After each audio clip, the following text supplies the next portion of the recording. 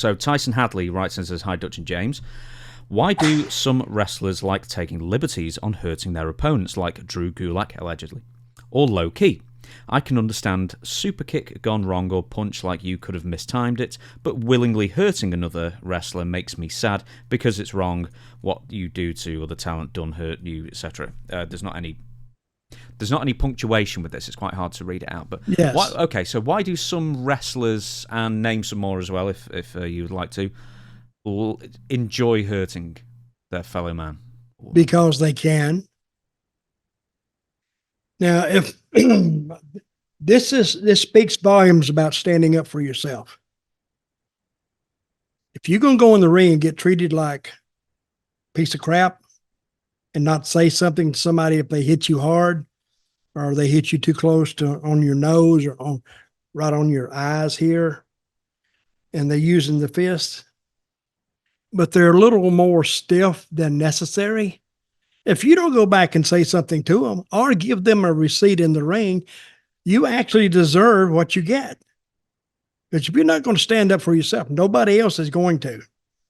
So if you stand up, even if you stand up and get the dog crap beat out of you, at least you stood up. But the next time you go in the ring with this guy, if he knows, even though the guy could whip your butt, but he don't want to go through this again because one of these days you're going to get a good lucky shot and knock him out. And there goes his reputation. So it's better to stand up for yourself and even take a butt whooping than not do anything. See, when I had the fight in the dressing room with Roberto Soto, yeah, I just went back, got a broom, and went over there and said, "Hey, we didn't finish anything," and I wore him out with it. But the next time anybody wanted to take a liberty with me, they didn't, because at least they knew I would fight them. I wasn't a good fighter, but with a stick in my hand, I could do a little bit of damage. So if you don't have any respect for yourself, you won't get any respect with anybody else. But that's not only true in wrestling, that's true in life. Stand up for yourself.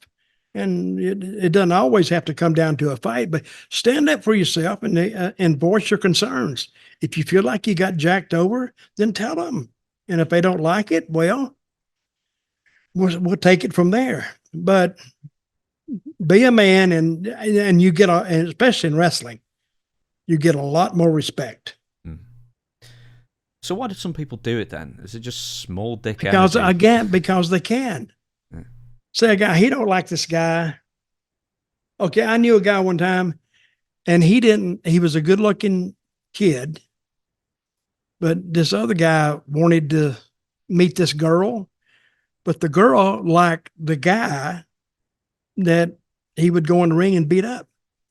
So what he was doing, he was trying to send the girl a message that, hey, this guy's a piece of crap, and I'm beating his ass, and and he was doing it to embarrass the guy that the girl actually liked, which I think is bullshit, total bullshit. And if that would have made me madder than if the guy just didn't like me. So, I mean, not liking me, that's your prerogative. You can do it or not, but don't take liberties with me, because you can get by with it one time.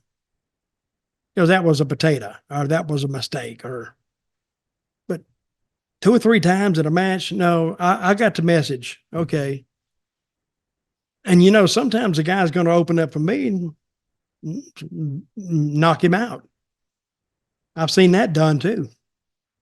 Is it in your booking roles or creative roles, is it a booker's job to step in at some point after the match and just say, don't do this, if it's getting a bit too...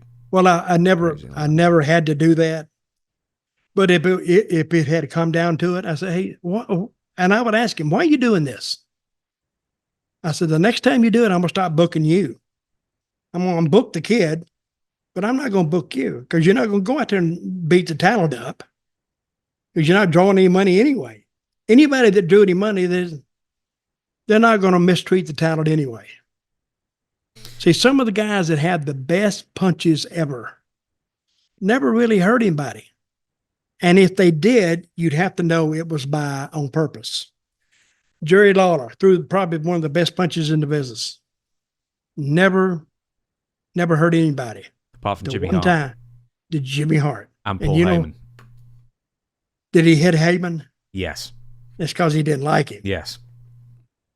Well, I've told you the story before with Paul Heyman. You'll have to repeat the Jimmy Hart one, by the way. I'm sorry to interrupt, but the Paul Heyman one was that he booked him in a scaffold match, and then at the day of the scaffold match, Paul Heyman said, "I'm scared of heights, I'm not doing it." So the next opportunity Lawler got, he punched him and broke his jaw or whatever it was. Well, he did it to Jimmy Hart too, because Jimmy Hart had said on TV, when a horse breaks their legs, you shoot them, don't you, or something. And he didn't really go to bat for Lawler, I think, with Jerry Jarrett when Lawler had a broke leg.